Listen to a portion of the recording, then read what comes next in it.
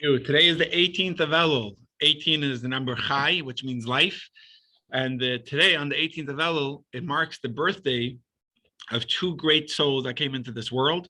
The Baal Shem Tov, which was the founder of the Hasidic movement. He was born in the year 1698. Rabbi Yisrael, his name was Israel or Yisrael, Baal Shem Tov, he was the master of the good name. And then in 1745, the Alter Rebbe was born on the same day. So it's an incredible story of the Alter Rebbe's birth, how his parents came to the Baal Shem Tov and asked for a blessing for a child, and he blessed them. And even though they lived hundreds of kilometers away, and this was way before Twitter, when the baby was born, when the Alter Rebbe's soul came into this world, on the birthday, on the 18th of Elul in 1745, the Baal Shem Tov felt his presence in the world and said, today is a special day. And he himself led, it was a Wednesday that year,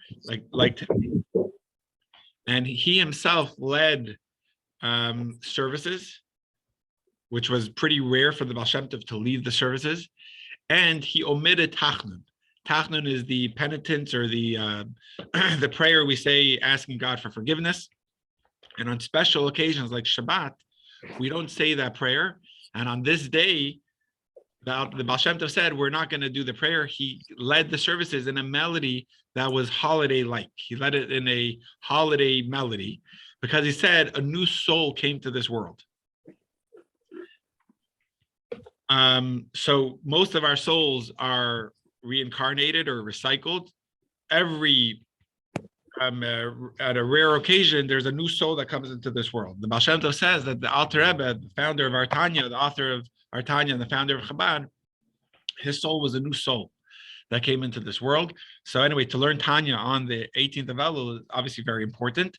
And just fast forward a little bit, 3 years later, on the Alter Rebbe's third birthday, his parents, who were Hasidim of the Baal Shem Tov, wanted to bring their child to the Baal Shem Tov to cut his hair, to be the first to cut his hair.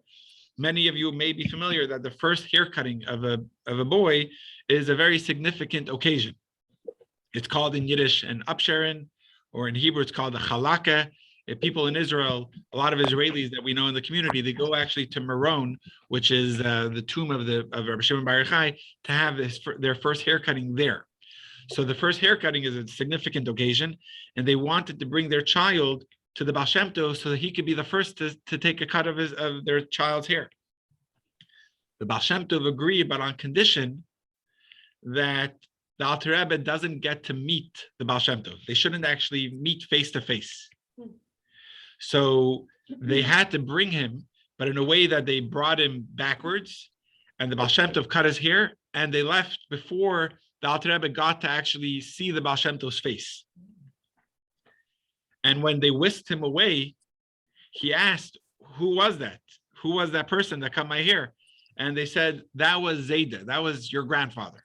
Even though he wasn't biologically the child's grandfather, but they called him the Baal Shem Tov Zayda, your grandfather. Later, it was explained that the reason why the Baal Shem Tov didn't want the Alter Rebbe to meet him face to face, even though he was just a little child, is that the Baal Shem Tov felt that if he meets me, he won't be able to be a fully devoted chassid of his successor. The Baal Shem Tov died when the Alter Rebbe was just 15 years old. He died in 1760. So the Alter Rebbe became a chassid of the successor of the Baal Shem Tov, whose name was Rabbi Dov Ber. He was known as the Maggid, the preacher of Mezrich. And he felt that if he meets me, he won't be able to be a fully devoted chassid of his student and successor, the Maggid. So therefore, he didn't want the Alter Rebbe to meet him face to face. Just interesting, fast forward a little bit, our Rebbe also lived for 18 years during the lifetime of the Rebbe Rashab, of the fifth Chabad Rebbe. And yet, even though they were just a few hundred kilometers away in Russia to Ukraine, from where the Rebbe Rashab lived to where our Rebbe lived, the Rebbe's father, even though he was considered the most staunch chassid of the Rebbe Rashab, of the fifth Chabad Rebbe, he was never brought to meet the Rebbe Rashab. And people explain it's for the same reason that the Rebbe was supposed to be a fully devoted chassid of the Rebbe Rashab, of the fifth Chabad Rebbe's successor, who was his son, the previous Rebbe. And maybe they felt that if he would have met the Rebbe Rashab, he wouldn't be able to be as devoted of a chassid to the previous Rebbe. Just an interesting side note of today, the significance of the day. Any questions on that? Oh, yes, Robin. I have a question.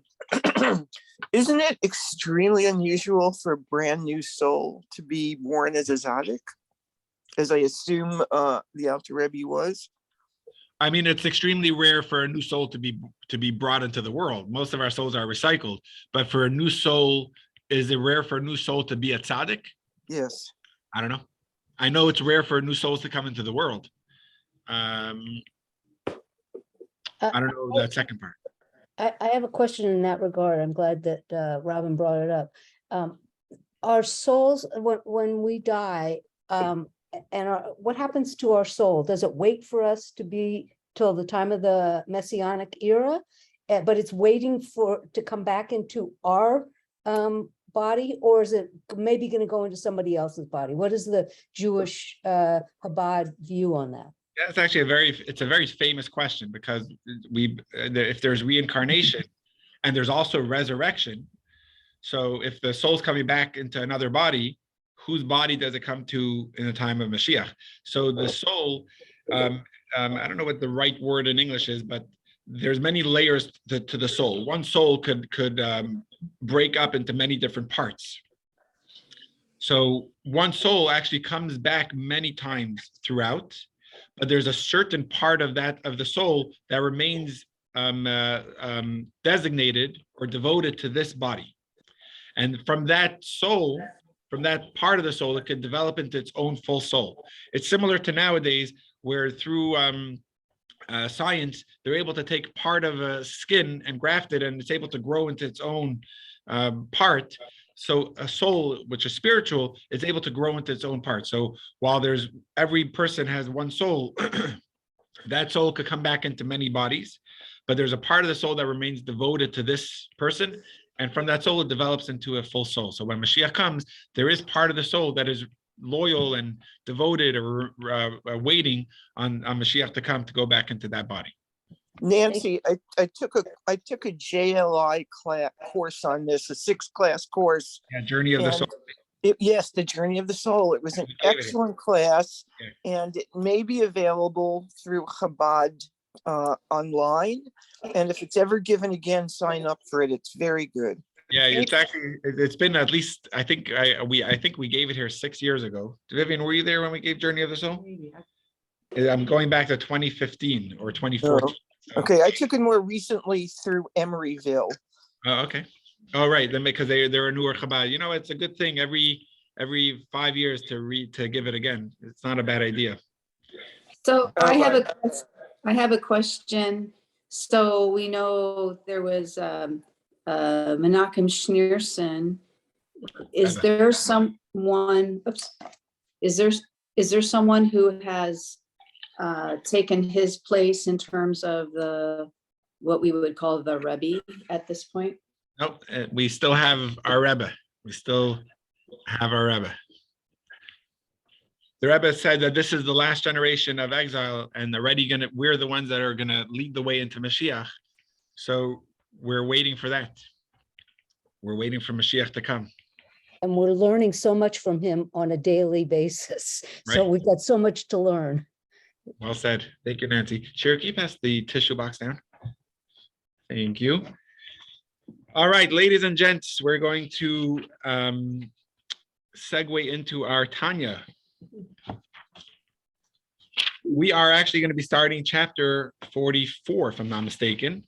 One of the last, does that sound right to everyone? We were on the last page of chapter 43. Does that sound right, Vivian, to you? Yes. Okay, Shira, Thomas, you're all in agreement? Okay, one of the, I'll pull up the Kindle in a moment.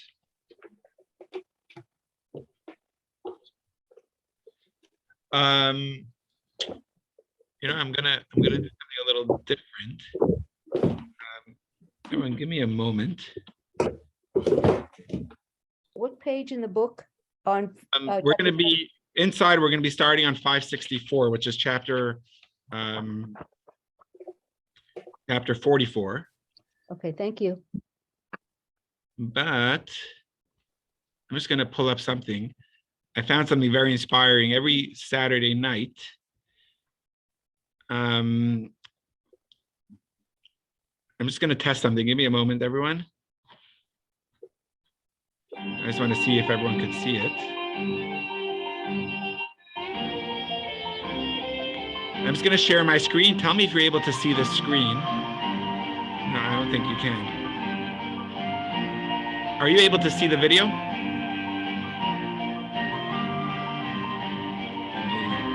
No. No? No, a small amount on the You're able, side. oh, but you're not able to see it in big? Wait a second, let me see. One moment. Yeah, I think something's with. Yeah, start it again. It looked like we were starting to see another screen, but it disappeared. Oh, it disappeared, right? You can't see it now. I No. can't see it now. Got it. Okay. Adina and I, with the kids, we watched a beautiful video of the teachings of the Tanya that we found so inspiring. Let me try this again. Let me try this just one more time. Are you able to see it now? No? You're not able to see it, right? No. No. All right. Is there a link that you can share? Yeah, I guess after the class, I guess I could pause it. So now we will continue inside. We'll be up to chapter 44. One of the last things we learned, which I found to be so beautiful, was at the end of chapter 43, we were talking about the order that usually yira, which is reverence, fear of God, always comes before ahava, which is love. We learned there's two different types of love. There's avat olam, which is the lower type of love, which comes through our meditation, a yearning for God, meditating on God, that everything in this world is coming from God and God transcends it all. So it's called the worldly love because it's coming from meditating of our concepts in the world.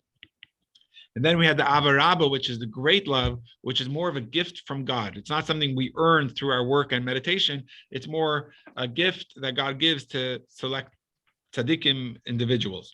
But at the end of the chapter, we learned that there are occasions when a person could bypass the yira, which is the reverence, and can actually arrive directly to the ahava, a tshuva to God, which comes through direct love. We learned the famous example is from the sinner whose name was Elazar ben Dordaya, that had this incredible tshuva at the top of a mountain when he just his soul expired from an incredible love of God that he felt in his heart. So that was, and he was referred to by the sages of the Talmud as Rabbi Elazar ben Dordaya. He never was ordained, but he reached such a peak and he bypassed the yira part. He went straight to the ava. So that's really unusual.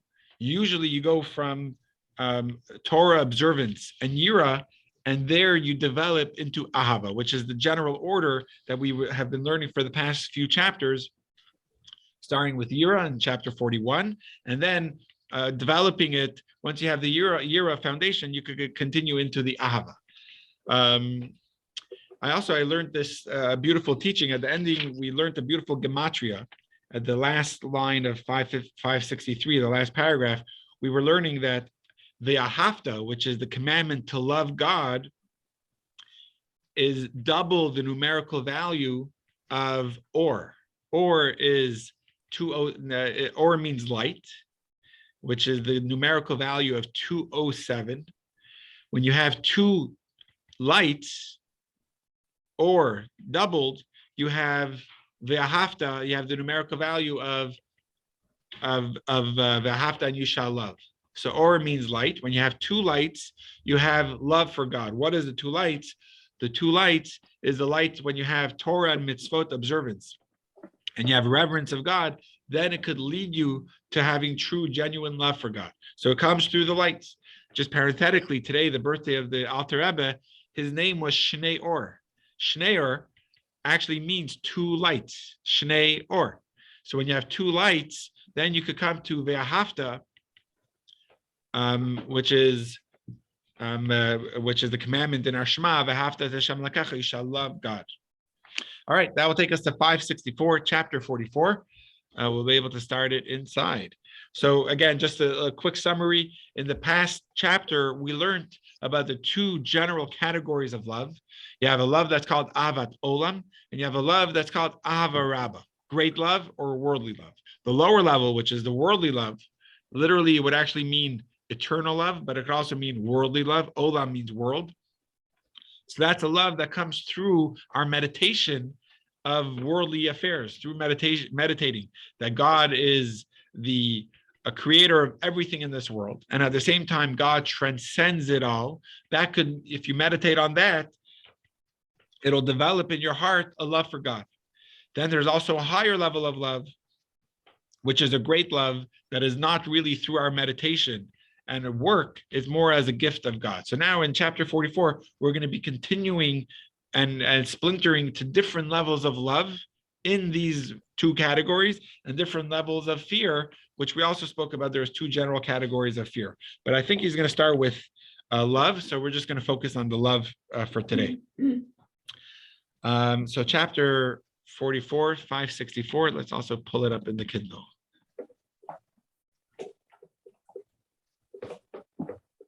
May I ask you a quick question? Oh yeah, of course. I have to leave in a second, but you know how, and I think it was chapter 41, when you read us the practical lesson, which is before we begin praying, that we do those 4 things about that he is the whole world and his authority. Yeah. And wants to have a personal relationship with us, and what we do matters to him. Is there a similar kind of thing that the yeshiva boys memorized to do with this part of Tanya? Oh, interesting. That's a good question. I was actually thinking of you, Nancy, because I know you mentioned that a few times about that meditation. Hadassah came back from summer camp with the song on that meditation on chapter 41, that every day in camp, before they started their prayers, they would sing a song on this meditation, which I found fascinating. But I think the part the yeshiva boys memorize is actually only chapter 41, because that's the basic that we want to internalize in our young children and in our older selves. So I think that's the only meditation that is memorized. And maybe Hadassah will sing it for me. I'm sure. Okay, I gotta go. Thank you so much, Great Rabbi. to see you all. Talk to you Have a soon. great day. Okay, let's pull it up in the Kindle. I think I have it on. More love meditation, section 1. The many levels of reverence and love. Chapter 44 continues our discussion of emotions for God, which began in chapter 41 and will continue to the end of chapter 50. The majority of this chapter will focus on 2 new love meditations. But first in this section, we will conclude the discussion of the 2 types of love discussed in the previous chapter. So we summarize it, but again, just in case, let's do it inside. Now, each one of these 2 levels of love, which is avarabba and avas olam, great love, and worldly love discussed in chapter 43, are subdivided into many types of and infinite levels, each individual according to his own capabilities. Worldly love, as we have learned in chapter 43, is the direct product of meditative work. Great love, or avarabba, is granted from God as a gift from above, but will only come to a person who has first reached an impressive degree of emotional mastery. So both experiences depend directly or indirectly on meditative work, each individual according to his own capabilities. So through our meditation, we reach the level of worldly love, or avas olam, and then as a gift after reaching that level, you could be granted the higher level of love, which is avarabba, the great love. So whether direct or indirect, it comes through our meditation. The Tanya now cites a source in the Zohar for the idea that there are many levels of emotional mastery, which depend on the success of your meditative work. As the Zohar teaches on the verse, her husband, and some of you may be familiar with this because we sing it on Friday evening in the paragraph from Proverbs known as Eshes Chayil, which means the woman of valor or the woman of excellence. In the Hebrew, the words are Noida Basha'arim Baila, which means her husband is known in the gates. In Hebrew, the word is She'arim. So throughout the entire Song of Songs and also in Proverbs, the symbol of the husband and wife relationship is the symbol of God as the groom, the husband, and the Jewish people as his bride, the Kala. So according to the Zohar, this husband is the Blessed Holy One. So when it says her husband is known in the gates, it's referring to God as the husband is known in the gates. What does that mean? The Zohar's reading of her husband, which is God, is known in the gates, suggests that God can in fact be known. But doesn't he actually defy comprehension? What does it mean God is known? God can't be known. Her husband is known in the gates. I thought God defies comprehension. The answer to this question is in the second half of the verse. Where is he known? Is in the gates, She'arim. The term She'arim, which means gates, hints to the way that we know God. So in Hebrew, the word Shar or She'arim, actually, many of you are familiar with that word. The last word of the Shema is Ubisharecha, She'ar, She'arecha. She'arecha is, you should put the mezuzah on your homes and on your gates, on the doors of your gates. But the word She'arim, which comes from the word gates, could also mean to evaluate. Let's see that inside. For he makes himself known and attaches himself with each individual according to the conjectures of his heart. Mishaer is also like evaluating, or each individual according to his ability to connect to the spirit of wisdom. So her husband is known in the gates is a metaphor for the emotional connection between us and God. We are the wife and God is the husband. The city's gates are the gates of the heart, which are open through contemplation. The term for gate, which is shar, is similar to the term mishaer, which has a similar root, which means conjecture. The verse is translated metaphorically by the Zohar. God will become known to us and experienced by us in the heart, according to the level at which we contemplate his greatness. So let's just summarize the Zohar. The Zohar is taken on a verse of Solomon in Proverbs. The verse says that her husband is known in the gates. That husband is referring metaphorically to God. But how could God be known? So the answer is, where is God known? In the gates. If you open up the gates of your heart through contemplation, which is in Hebrew, the word shar, which is gates, could also mean contemplation. When you open up the gates of your heart through contemplation, then you can know God. Then we can have an experience in our heart based on our meditation or contemplation of God's greatness. We can know God to that level. So if feelings for God depend on each individual's meditative abilities, then love for him will be subdivided into many types and infinite levels, as the Tanya stated above. So I know I'm going a little fast. I'll explain this idea. What we're introducing here is that while there are two general categories of love, one that comes directly through our meditation and one that is indirectly through our meditation, the Avas Olam, the worldly love, comes through our meditation in this world, that everything comes from God, and yet God transcends it all. And then once you master this meditation and you develop a love for God, you can at times also be granted from above as a gift, the higher level of great love. But now we're introducing that each of these levels of love can splinter and be subdivided into many different levels of love. How do we know that?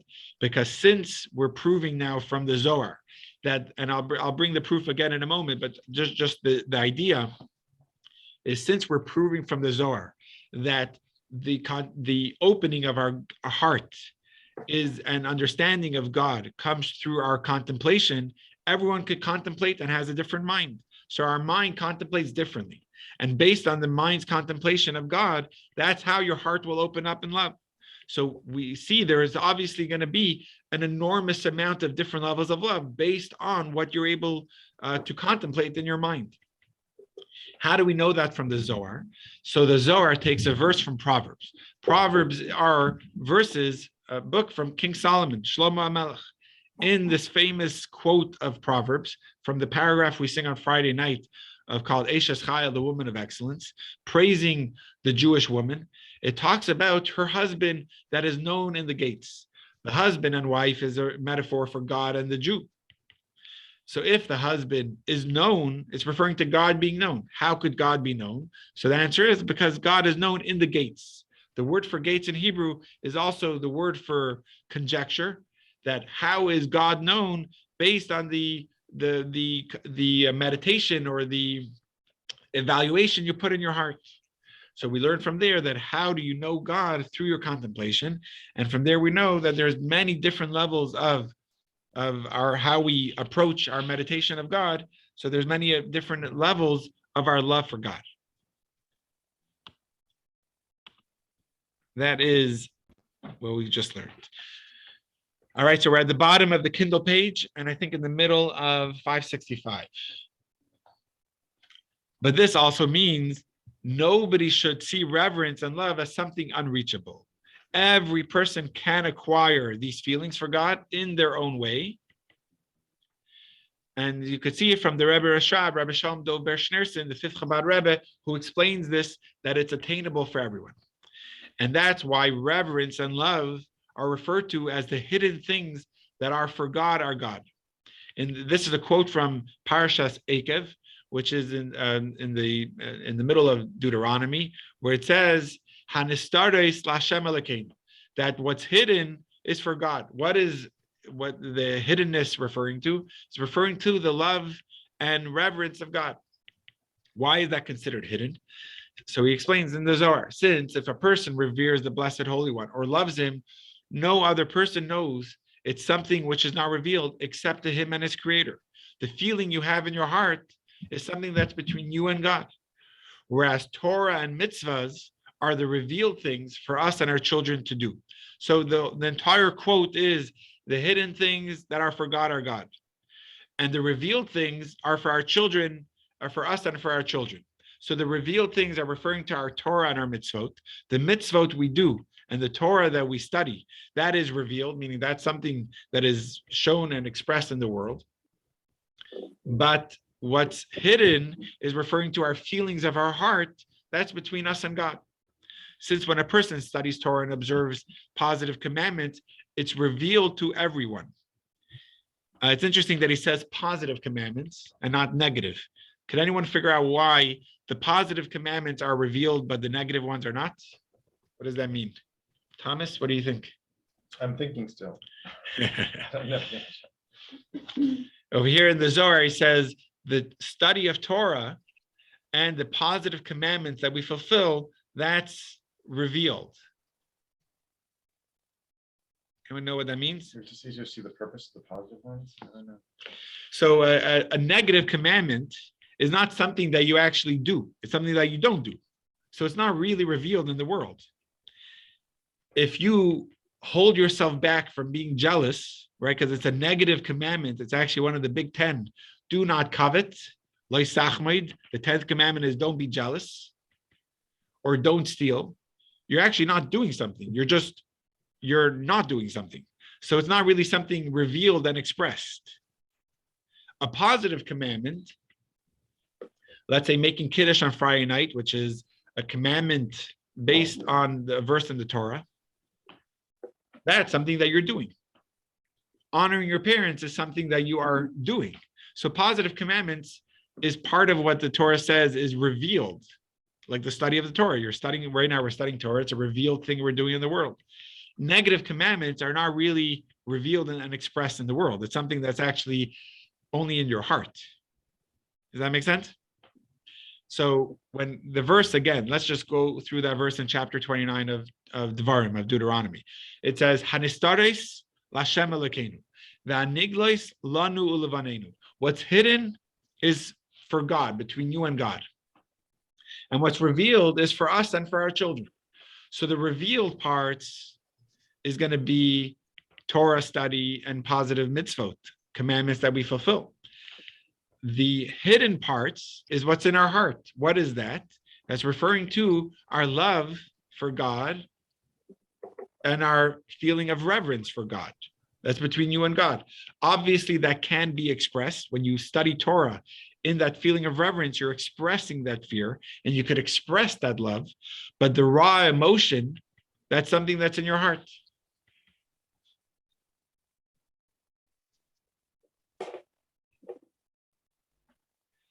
Torah observance is external and objective.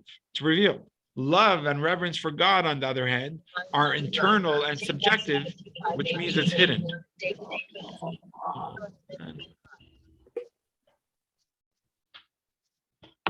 we go. Sorry about that.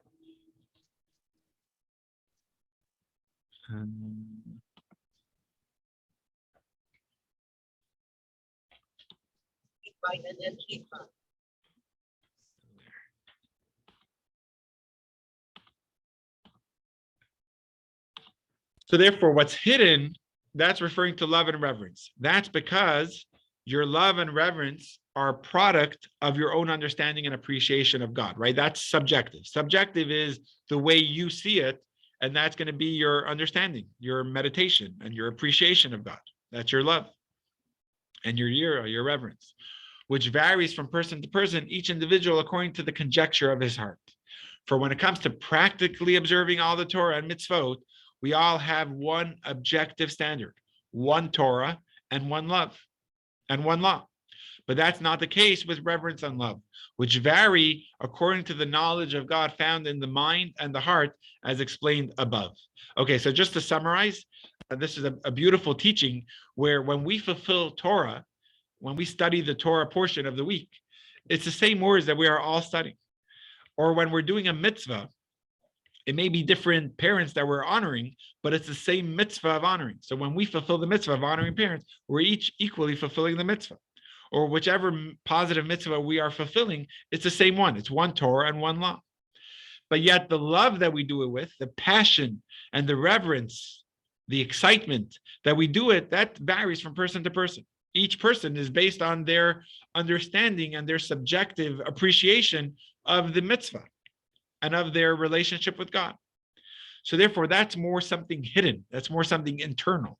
Whereas the Torah study and the practical mitzvah observance is something external. It's something that's revealed, and it's something that's equal to all of us.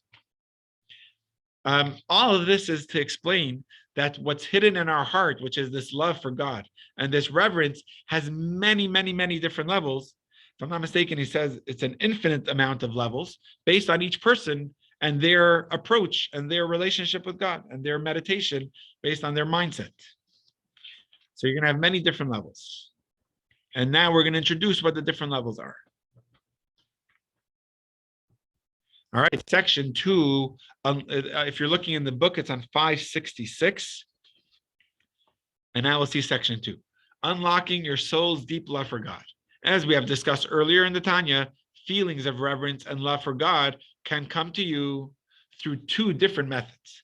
A, ideally, you should acquire feelings for God through serious meditation. So it comes from the mind through our Chabad, and then it leads to the feeling of the heart. Or B, but you could also use more simple meditative techniques to merely awaken the feelings for God, which are present already in your soul. And that was more in chapters 18 and 19. So what we learned, the two different ways, let's just go through it again because it was many chapters ago. One is through meditating in the mind that develops a feeling of the heart. But sometimes that takes a long time and you don't feel up to the meditation and you don't feel that you know how to meditate. So another way is to realize that you can access a dormant love for God that you already have in you. You don't have to develop it through your meditation and acquire it. It's something you already have in your soul that was given to you and bequeathed to you from Abraham, from our patriarchs. So those are the two different methods. One is through our acquiring it through our meditation, which is what we're more focusing on now. Another one, which was a quicker method, the way we explained it was, in case of emergency, break here, and you could tap into it much quicker, is already accessing the feeling of love that you already have dormant in your soul, and all you have to do is awaken it. Either of these two methods can produce acceptable results. From chapter 41 until this point, our love meditations have largely been exploring techniques of the first method, which is to acquire feelings for God through meditation. Now we will learn some advanced techniques of the second method, to awaken the love for God, which is present already in your soul. This is in addition to the basic techniques of the second method we have already learned in chapters 18 and 19 and 25. So let me just pause there for a second and just review what we already studied. And this is a pretty basic general idea in Tanya, so it's important, I think, to pause and just to understand it with a little bit more color. In the I don't know if it's called, in Hebrew it's called a Sharblat. In the introduction page to Tanya, the Alter Rebbe himself said that the point of this book is to show how the verse, which in Hebrew is taken from Deuteronomy, in the next week's Torah portion of Nitzavim, it says, Ki karev elecha davar ma'od, beficha uvavavcha lasoto. How this matter, which is Torah and mitzvot, is very near to you, meaning it's accessible and easy for me and you, in your mouth, in your heart, so that you can do it. So this book is to explain how Torah and mitzvot is accessible and easy for you. There's two ways of how to get there. One is a long, short way, and one is a short, long way. The long, short way is the first method, which comes through our meditation in our mind, that then develops a feeling in our heart. But then we said there's a short, long way, which is accessing this dormant love for God that you already have in your soul. The reason why it's considered a short, long way is it's like a Band-Aid that you need a quick fix, and you're feeling this impulse to do something wrong. So therefore, you need to right away harness it. You right away need to control yourself.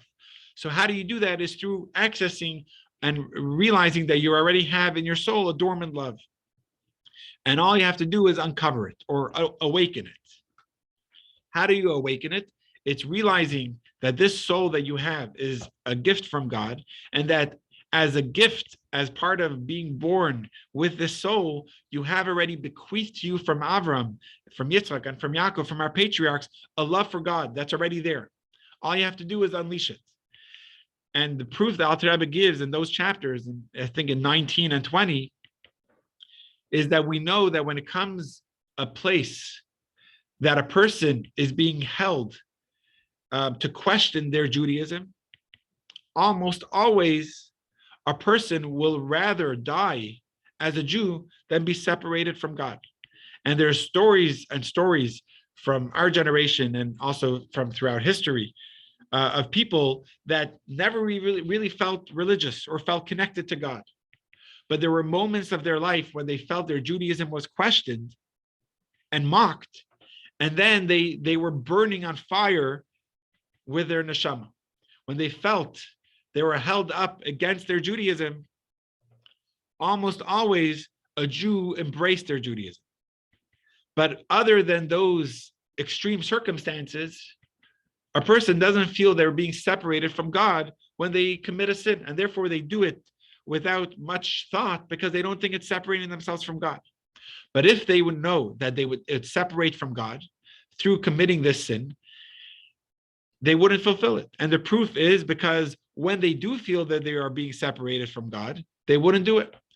And there's many stories, just famous ones are people that never felt connected to their Jewish brothers and sisters, but when they were told to do something that would act in defiance of their Judaism, and in the Holocaust, there's many stories, or people that were told to bow to an idol to prove that they don't care about their Judaism, even though they weren't religious, they weren't able to do it because they felt that would disconnect them from God, disconnect them from their roots. And therefore, almost always, they would rather die as a Jew than commit that sin, commit that grave cardinal sin. So if only they would realize that every time they do a mitzvah, they are strengthening their connection. And every time they do a sin, whether it's a grave one or even if it's a minor one, they are weakening and severing their connection, then they wouldn't want to commit that sin. So if you could access that fire that you already have, and the proof we know you already have it is from the fact that when you were held up to feel separated from your Judaism, you wouldn't want to do it. So you already feel that you have it. All you have to do is awaken it, not only in those extreme circumstances, but even at other times. I literally just read in the news yesterday that a mother, I didn't read the full article, but I read the first half of a mother who their child was with a tiger, and the mother fought off the tiger to protect her child, to protect her baby. I went to the zoo last week, to the San Francisco Zoo with my kids, and I didn't want to get anywhere near alone with a tiger. But yet, even further away, right? Shira is asking about the snakes. But for somehow, when you feel that you have no other choice, whether it's to lift a car to protect your baby or to fight off a wolf or a tiger, you're ready to do it. But if you don't feel that danger, you wouldn't do it. So this level of love that we discussed in chapters 18 was accessing the hidden love that you already have. So the second section of this chapter, which is chapter 44, will be discussing in this second level of love different ways. It looks like we're going to be out of time, so we'll continue that next week. All right, everyone, have a great day. We say good Yom Tov for the special day of Chai Elul, and may the inspiration of the day last us or give us Chayus, as the Rebbe would say. The 18th of Elul is a day that's supposed to give life and vitality into the month of Elul. So with that, we wish everyone a good Yom Tov and L'chaim. Good Yom Thank Tov, you. L'chaim. Thank Toda you. rabba. Have a Thank great day, everyone. Thank you for. You're welcome. Okay, thanks. Sorry I'll that see you you saw later. me like clearing things out. Yeah. but we